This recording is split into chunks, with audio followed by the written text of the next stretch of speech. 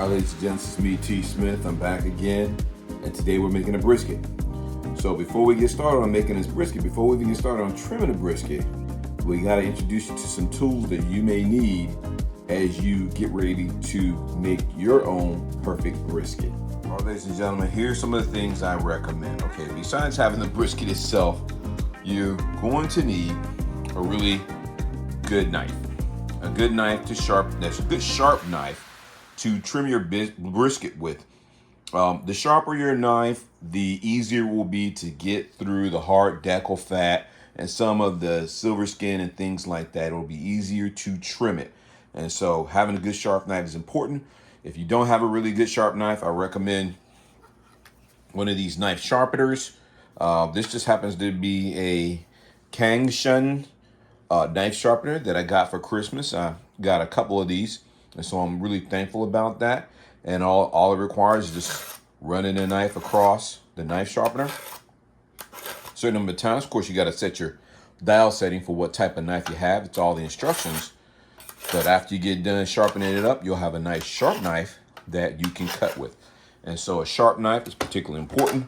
Other things you're going to need is when I'm trimming my brisket, I like to do that on some cling wrap so I don't make a huge mess. I'm always going to have gloves because, well, I just like to keep it clean.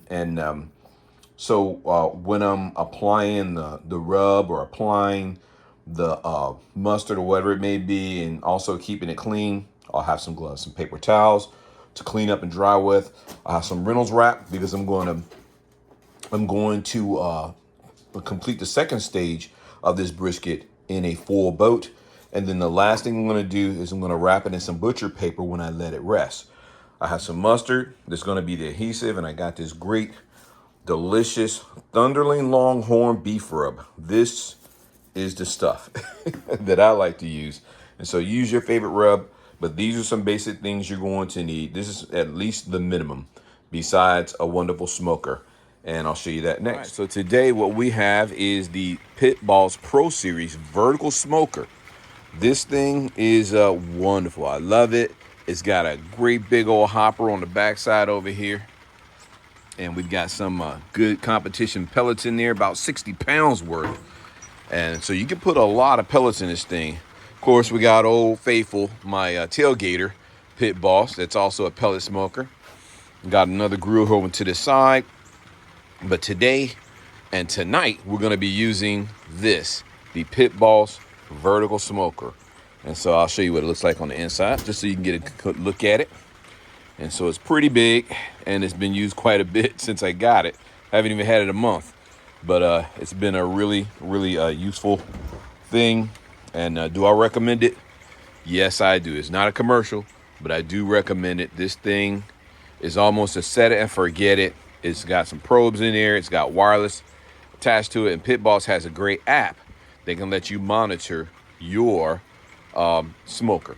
And you can control it from the app too. So with that said, let's get to the cooking. Let's get to the brisket. Right, ladies and gents, it's time to get into the packet. So here we go. I just go through the top. Like I said, if you have a really sharp knife, it really shouldn't be an issue at all getting it open. And so that's it. Basically, we're going to take this out and we're going to trim it up. We got out of the sink and we're patting it dry. All right, and so now we can really examine our brisket. A lot of times when you get briskets, you'll see this little cut mark in there. That's where the butcher looks like it made a mistake. And like I said before, if you don't have a cutting board, or if you're like me, you can just lay down some saran wrap, some cling wrap, and then you can take a look at your brisket. You can actually prep your brisket on your saran wrap. And so what I have here is I've flattened it out a little bit. That little flat part that was there, you can see that brisket. That it's not going to cook well with the smoker with the rest of this, but this piece right here, this flat, is actually going to be really tasty. We're going to use every piece of this. And so some of the things that I'm going to trim includes this silver skin right here. When I'm working on the silver skin, I'll go along the grain. I'll cut with the grain, up the grain sometimes to get that silver skin off. And it's not difficult. Just have a really sharp knife and that'll help you get it. And so that's not usually where I start. I don't usually start right there. I usually start with the decal fat. And so that decal fat is right here. So you got the top decal and you got a bottom decal. And on this one, you can see the decal is just basically thick fat that will not render down when we cook it. And it's just gonna make the meal not appetizing. And so, yeah, nobody wants to eat just a big, thick piece of fat. I'll cut some off so you can see it. And that's what I'm talking about. It's just a hard piece of fat. As you can see, there's like a little mohawk right here. And so that's kind of flappy. I'm pretty sure I'm gonna take that off because that's just not gonna cook well. And as you can see, the decal fat up here and the fat along the side right here. This is a lot of fat. That's about 1 inch of fat. And so what we'll do is we'll cut that down to about 1/4 inch, somewhere between a quarter and a half. It might look a little bit difficult right now, but by the time we get done with it, you will see it's gonna look really good. So stay tuned. Then I'll probably go speed up a bit later.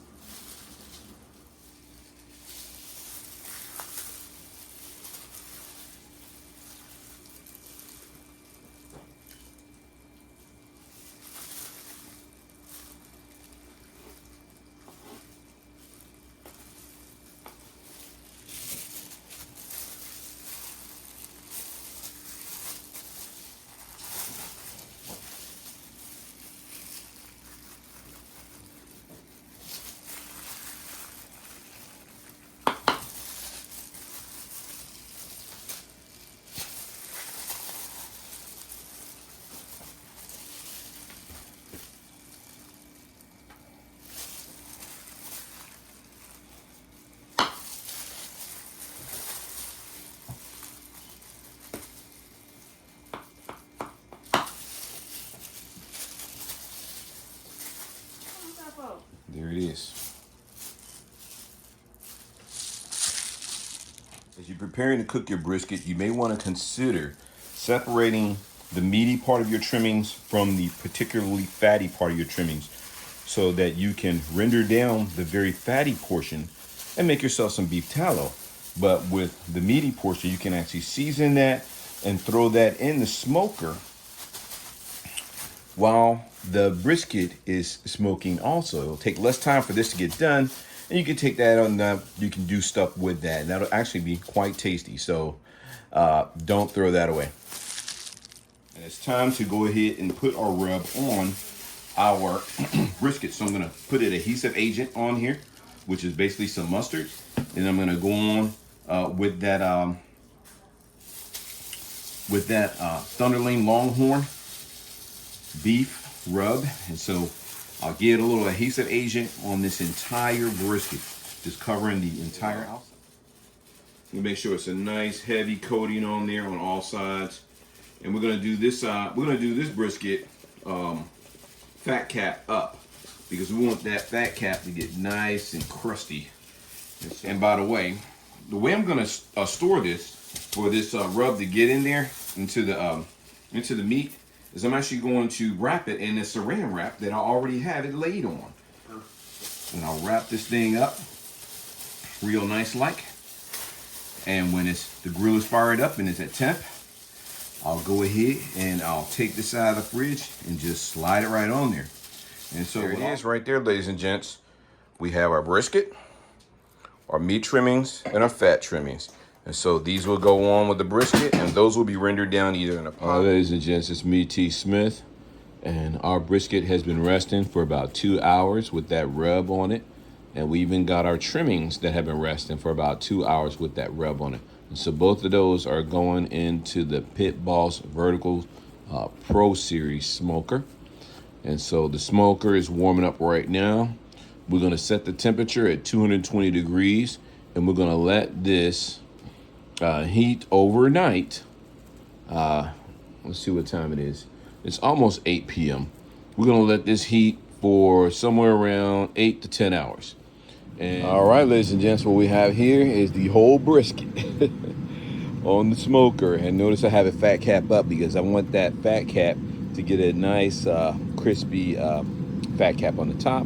And I've got some of the trimmings on the bottom. And so what will happen is this brisket will drip down into that tray, and some of it will get down into the bottom. We have a catch pan in the bottom, but it will cook all of that. And so we're gonna get a couple probes in this, and the next time you see me should be when we're right about 180 degrees. And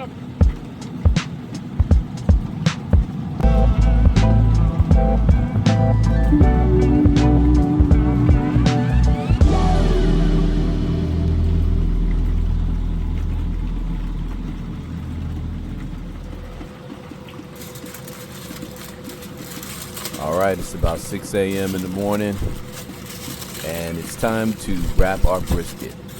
And we're creating a full boat for our brisket, and the brisket will sit in the full boat until it reaches its final temperature of between 195 and 200, and then we'll take it off. So stay tuned.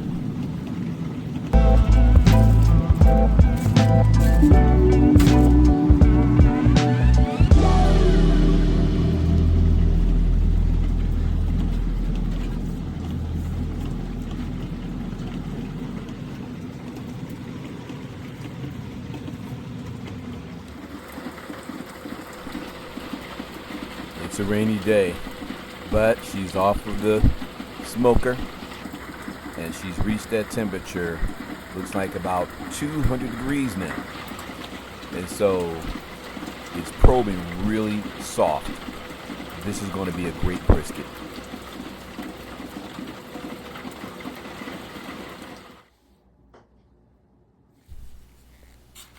All right, there she is.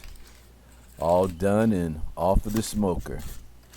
It's time for the wrap. And so we'll wrap this one in this butcher paper, and this brisket should rest for 3 hours. I found that is the sweet spot, for at least 3 hours.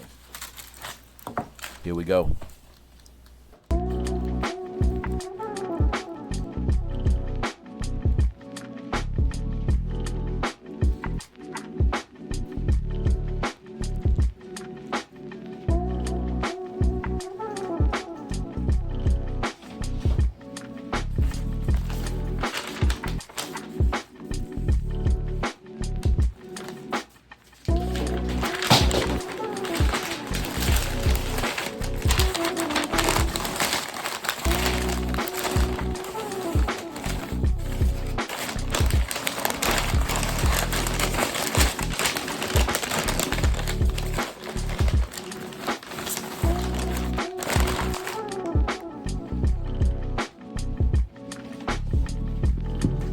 We've cooked this brisket. We've let it rest for 3 hours and 45 minutes in the cooler. And this is what we ended up with at the end of the day. A beautiful, beautiful brisket. And so I like to test it first by picking up and see how floppy it is. And I'm gonna pull it from the middle just to see. Okay, as you can see there, it's quite floppy. Can make some,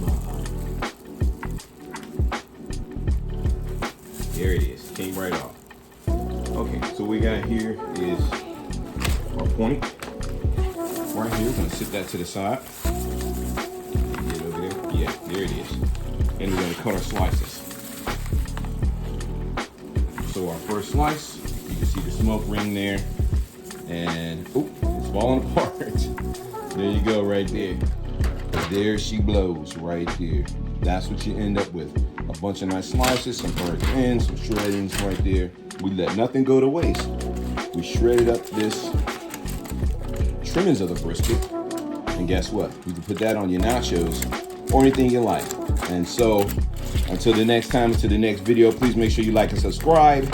And if you make your brisket and it turns out really well like this one did, leave me a comment and let me know that you were able to do that.